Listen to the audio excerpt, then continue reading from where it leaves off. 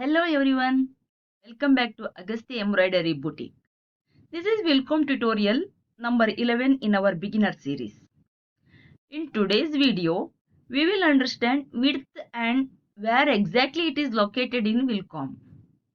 Don't worry, I will explain this slowly and clearly, step by step. Let's begin.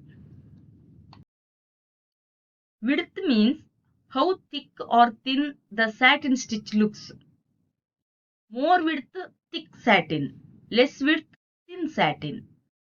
Width is not for running stitch. Width is mainly for satin stitch.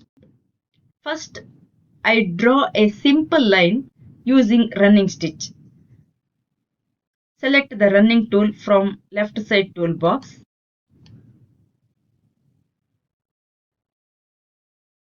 I click here.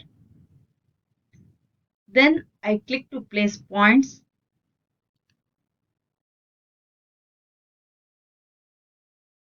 After finishing the shape, I press enter to complete the object. Now I select the object. Select tool. Next, on the right side, you can see object properties. The stitch type is satin.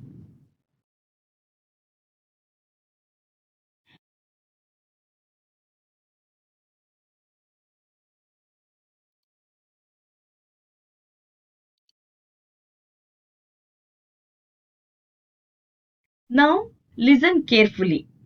Even if I do not select width on screen, the width is already set. To see it, I go to the special tab.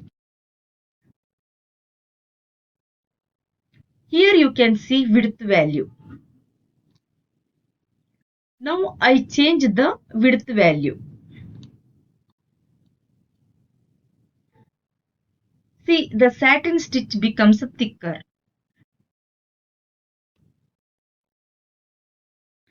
If I reduce the value, the stitch becomes thinner.